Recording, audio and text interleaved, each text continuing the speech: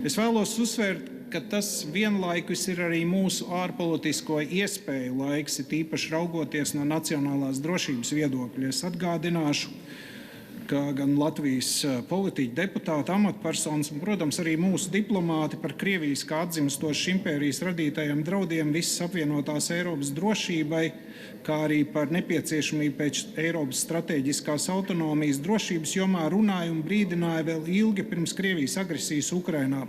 Tomēr sadzirdēti šie brīdinājumi, kā mēs labi atceramies, netika.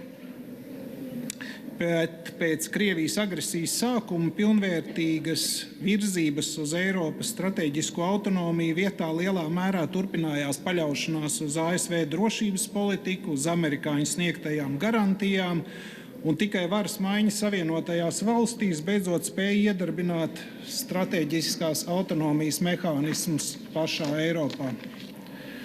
Daudzi no jums noteikti man nepiekritīs, bet es gribu uzsvērt, ka varas maiņa Vašingtonā nav krīze, kā šo šeit mēdz uzsvērt. Tā ir vēsturiska terapija Eiropai, kas piespiedusi inerto un pašapmierinotie veco Eiropu beidzot uzņemties atbildību par savām robežām. Ja mēs nespējam sevi aizstāvēt bez ārējā pasūtījuma, mēs neesam suverenas valstis, bet gan pagaidu teritorijas citu impēriju interešu zonās. Šodienas fakti rāda, Eiropa beidzot ir pamodusies un sāk runāt spēka valodā, ko saprot arī Kremlis.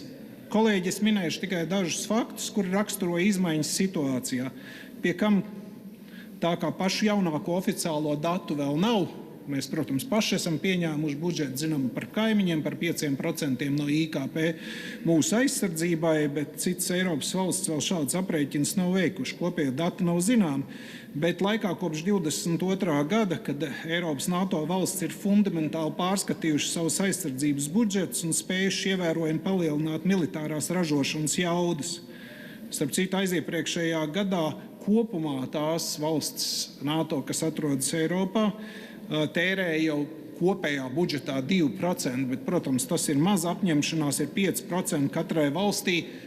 Tikai reta valsts to vēl pilda, bet lielākā daļa ir palielinājuši krietni savus budžetus. Par militāro ražošanu 155 mm artilērijas lādiņu ražošanas jauda Eiropā savukārt ir pieaugusi no apmēram 200 000 lādiņu 22. gada sākumā līdz vairāk nekā 2 miljoniem lādiņu 25. gada beigās. Tātad pieaugums milzīgs. Galvenie Eiropas militārās rūpniecības uzņēmumi, tādas kompānijas kā Vācijas, Rheinmetall, Lielbritānijas Bayer Systems vai Zviedrijas Saab, ir piedzīvojuši akciju vērtības un pasūtījumu portfeļu dubultošanos vai pat trīskāršošanos.